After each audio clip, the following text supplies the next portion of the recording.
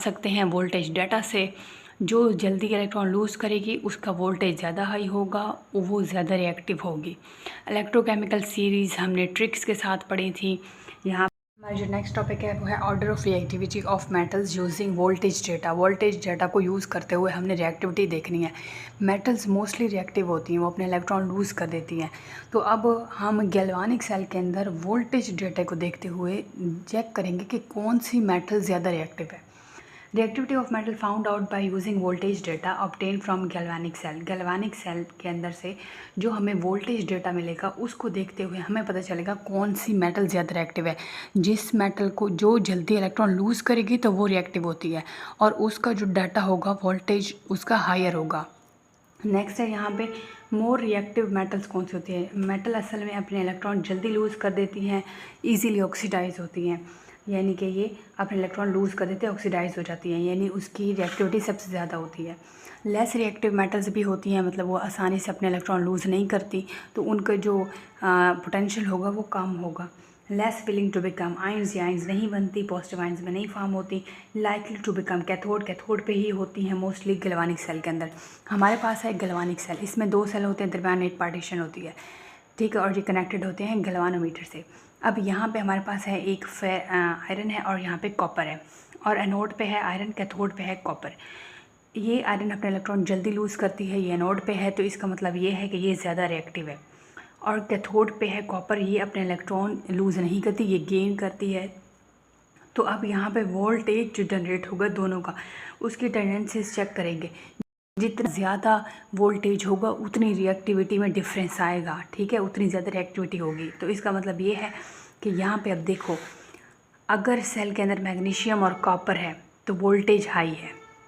अब इसमें से रिएक्टिव कौन सी है, वो मैग्नीशियम है।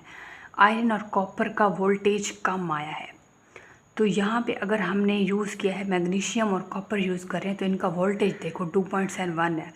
आयरन और कॉपर का देखो तो 0.78 है। जिंक और कॉपर का देखो तो 1.10 है। वोल्टेज जितना ज़्यादा होगा इसका मतलब है वो मेटल ज़्यादा रिएक्टिव है। अब यहाँ पे इन तीनों का कंपैरिजन किया है, अब तीनों में से चेक करें कौन सी ज़्यादा रिएक्टिव है। मैग्नीशियम सबसे ज़्यादा रिएक्टिव है, फिर जिंक है, फिर आयरन है। हमने ये भी देखा कि इलेक्ट्रोकेमिकल सीरीज़ हमने ट्रिक्स के साथ पढ़ी, उसमें जो हाइड्रोजन से ऊपर जितनी भी मेटल्स थी वो ज़्यादा रिएक्टिव थी, हाइड्रोजन से नीचे जितनी भी मेटल्स थी वो लीस्ट रिएक्टिव थी। इनको हमने पढ़ा था क्लूज़ के साथ, ठीक है। तो किसी भी मेटल की रिएक्टिविटी हम सकते हैं वोल्टेज डाटा से। जो जल्दी इलेक्ट्रॉन लूज़ करेगी उसका वोल्टेज ज़्यादा हाई होगा, वो ज़्यादा रिएक्टिव होगी। इलेक्ट्रोकेमिकल सीरीज़ हमने ट्रिक्स के साथ पढ़ी थी। यहाँ पे ली काके ने मंच आलू ज़मीन बेच के, ठीक है। और आगे है फिर साड़ी नहीं भाभी सर, ये हमने पढ़ा था कि कल क्यों आए आज, ये हमने पढ़ा था। तो ये वाली हमने ट्रिक्स के साथ पढ़ी थी, आप लेक्चर देखिएगा। तो इलेक्ट्रोकेमिकल सीरीज़ में हाइड्रोजन से ऊपर जितनी हैं मेटल्स, ये सारी की सारी रिएक्टिव मेटल्स हैं। लिथियम है, पोटाशियम है, कैल्शियम है, सोडियम है, मैग्नीशियम है, एल्यूमिनियम है, जिंक है, ये सारी की सारी रिएक्टिव हैं। सबसे देखो सबसे ज़्यादा मैग्नीशियम है, ठीक है, फिर जिंक है और फिर आयरन है।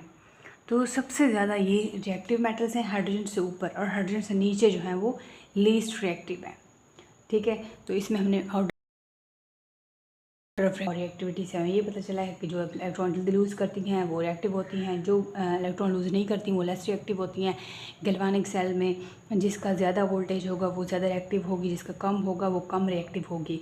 और वो जो ज़्यादा रिएक्टिव होगी वो एनोड पे ही होगी, क्योंकि एनोड के ऊपर ही मेटल होती है और वहाँ पे ही इलेक्ट्रॉन का लूज़ होता है। तो इसका मतलब है जो इलेक्ट्रॉन लॉस होगा एनोड पे होगा, और वही एटम वही जो मेटल होगी वो ज़्यादा रिएक्टिव होगी, ठीक है। तो ये एग्जाम्पल में से कंपैरिजन किया हुआ है कि हमेशा मैग्नीशियम और कॉपर का वोल्टेज ज़्यादा आता है, तो इसका मतलब ये यहाँ से मैग्नीशियम ज़्यादा रिएक्टिव है, इस वजह से वोल्टेज ज़्यादा आ रहा है।